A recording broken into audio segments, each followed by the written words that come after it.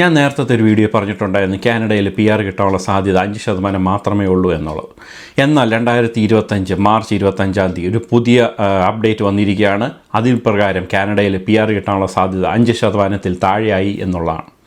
എല്ലാവർക്കും പുതിയൊരു വീഡിയോയിലേക്ക് സ്വാഗതം.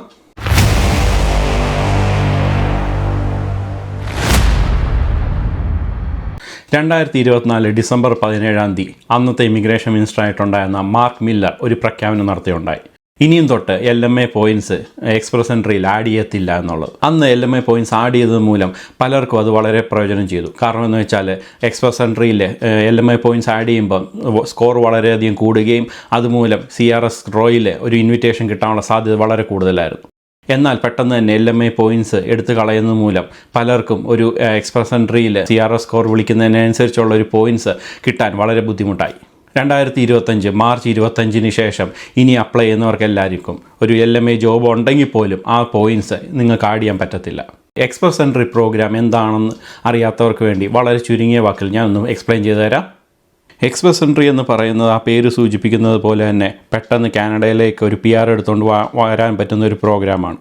അത് മെയിൻലി 3 ടൈപ്പ് പ്രോഗ്രാമാണ് ഉള്ളത്.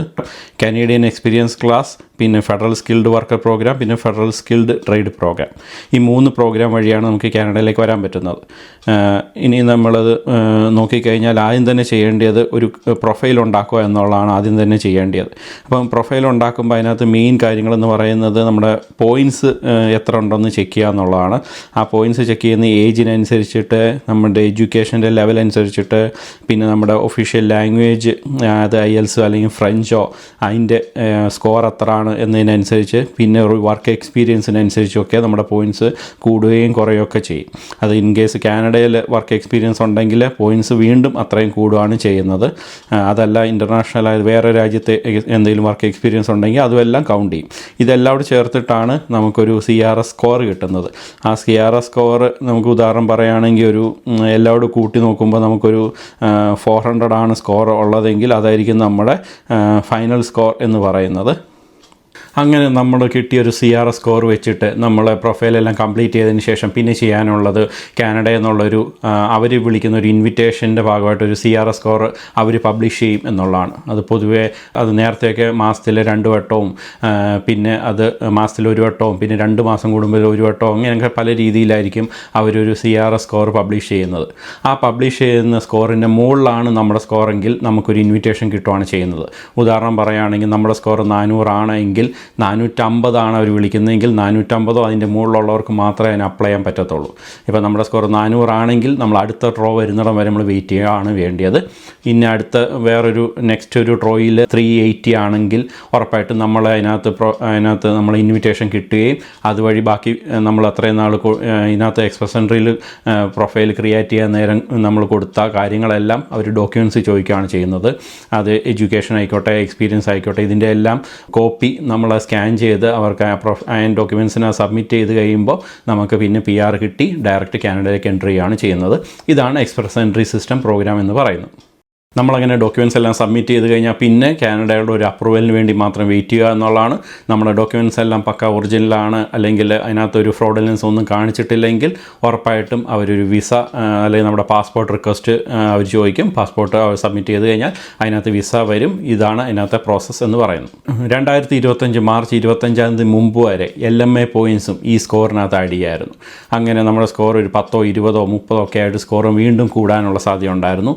എന്നാൽ ഈ മാർച്ച് 25 ശേഷം ഇനി ആരെങ്കിലും പ്രൊഫൈൽ ഉണ്ടാക്കുമ്പോൾ നിങ്ങൾക്കൊരു LMA റിലേറ്റഡ് ഒരു കാനഡയിൽ ഒരു ജോബ് ഓഫർ ഉണ്ടെങ്കിൽ പോലും ആ പോയിൻറ്റ്സ് ഇതിനകത്ത് ആഡ് ചെയ്യത്തില്ല എന്നതാണ് ഏറ്റവും സങ്കടകരമായ കാര്യമെന്ന് പറയുന്നത്. 2025 മാർച്ച് 25 മുമ്പ് വരെ LMA പോയിൻറ്റ്സ് ആഡ് ചെയ്യുമ്പോൾ അതിന് തക്കതായിട്ടുള്ളൊരു CRS സ്കോർ നമ്മുടെ കൂടുമായിരുന്നു. ഉദാഹരണം പറയുകയാണെങ്കിൽ ഒരു നല്ലൊരു സീനിയർ ലെവലിലുള്ള എന്തെങ്കിലും ഒരു ജോബ് ആയിരുന്നു എന്നുണ്ടെങ്കിൽ 200 പോയിൻറ്റ്സ് വരെയായിരുന്നു കൂടിക്കൊണ്ടിരുന്നത്. അതല്ല എന്തെങ്കിലും സ്കിൽഡ് വർക്കേഴ്സ് പ്രോഗ്രാമിൽ വരുന്ന എന്തെങ്കിലും LMA ജോബാണ് ഉള്ളതെങ്കിൽ 50 പോയിൻറ്റ്സ് ആയിരുന്നു എക്സ്ട്രാ ആഡ് ചെയ്തുകൊണ്ടിരുന്നത്. പക്ഷേ പെട്ടെന്ന് തന്നെ ആ പോയിൻറ്റ്സ് നമ്മുടെ ഇന്ന് ഇല്ലാതാവുമോ എന്ന് പറയുമ്പോൾ ആലോചിച്ച് നോക്കിക്കോളൂ. 200 പോയിൻറ്റ്സ് ഒക്കെ കുറയുക എന്ന് പറയുമ്പോൾ നല്ല രീതിയിൽ നമ്മുടെ സ്കോർ കുറയും. അത് നമ്മുടെ PR കിട്ടാനുള്ള സാധ്യത വളരെയധികം കുറയ്ക്കുകയും ചെയ്യും.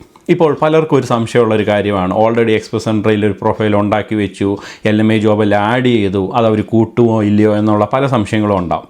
അത് കാര്യങ്ങൾ ഞാൻ ഓരോന്നായിട്ട് എക്സ്പ്ലെയിൻ ചെയ്യാം.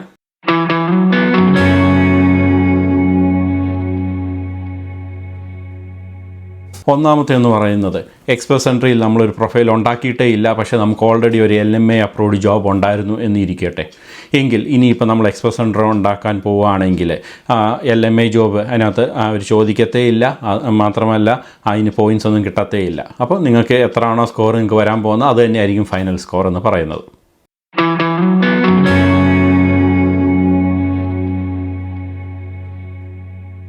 ഇനി രണ്ടാമത്തെ തരം ആൾക്കാരെന്ന് പറയുന്നത് ഓൾറെഡി എക്സ്പ്രസ് എൻട്രിയിൽ ഒരു പ്രൊഫൈൽ ഉണ്ടാക്കി വെച്ചിരുന്നു, മാത്രമല്ല LMA അപ്രൂവ്ഡ് ജോബ് അതിനകത്ത് പോയിൻറ്റ്സിൽ ആഡ് ചെയ്യുകയും ചെയ്തിട്ടുണ്ടായിരുന്നു എന്നിരിക്കട്ടെ. അങ്ങനെയുള്ളവർക്ക് ഇപ്പം നോക്കുമ്പോൾ നിങ്ങളുടെ പഴയ സ്കോർ തന്നെയായിരിക്കും അറ്റ് പ്രസൻറ്റ് ഇപ്പം കാണിക്കുക. പക്ഷേ കാനഡ ഗവൺമെൻറ് പറയുന്നത് കുറച്ച് ദിവസത്തിനുള്ളിൽ തന്നെ നിങ്ങളുടെ സ്കോർ അപ്ഡേറ്റ് ചെയ്യുകയും ഇത്രയാണോ കൂടിയത്, ഇപ്പോൾ ഉദാഹരണമാണ് 200 പോയിൻറ്റ്സ് ആണ് നിങ്ങൾക്ക് എക്സ്ട്രാ കൂടിയിരുന്നതെങ്കിൽ അത് കുറച്ച് ദിവസത്തിനുള്ളിൽ തന്നെ ആ 200 പോയിൻറ്റ്സ് കുറയുകയും അതിനുശേഷം വരുന്നതായിരിക്കും ഒറിജിനൽ നിങ്ങളുടെ സ്കോർ എന്ന് പറയുന്നത്. ഉദാഹരണം പറയുകയാണെങ്കിൽ നിങ്ങളുടെ LMA ജോബൊക്കെ ആഡ് ചെയ്ത് അറ്റ് പ്രസൻറ്റ് നിങ്ങളുടെ സ്കോർ ഇപ്പോൾ ഒരു 500 ആണ് എന്ന് വിചാരിക്കുക. അത് 50 സ്കോറാണ് നിങ്ങൾക്ക് ഓൾറെഡി ഒരു LMA അപ്രൂവ്ഡ് ജോബിൻ്റെ ഭാഗമായിട്ട് ഓൾറെഡി കിട്ടിയിട്ടുണ്ടായിരുന്നത് എന്ന് വിചാരിക്കുക. നിങ്ങൾക്കൊരു ITക്ക് വേണ്ടി വെയിറ്റ് ചെയ്യുകയാണെങ്കിൽ കുറച്ച് ദിവസത്തിനുള്ളിൽ തന്നെ നിങ്ങളുടെ പ്രൊഫൈലിൽ നിങ്ങളുടെ സ്കോർ അപ്ഡേറ്റ് ആവുന്നതും അത് 500ൽ നിന്ന് 450 സ്കോറായിട്ട് വരുന്നതും നിങ്ങൾക്ക് കാണാൻ പറ്റും.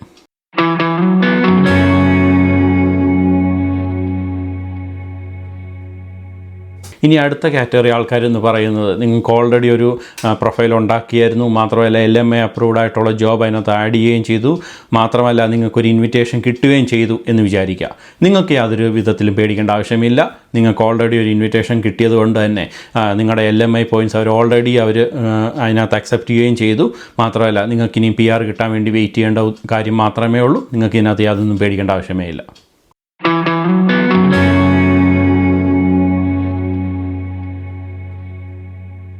ലാസ്റ്റ് കാറ്റഗറി എന്ന് പറയുന്നത് നിങ്ങൾക്കൊരു LMA ജോബ് ഇതുവരെ കിട്ടിയിട്ടേ ഇല്ല എന്നുണ്ടെങ്കിൽ നിങ്ങൾ നോർമലായിട്ട് എക്സ്പ്രസ് എൻട്രിയിൽ അപ്ലൈ ചെയ്യുക.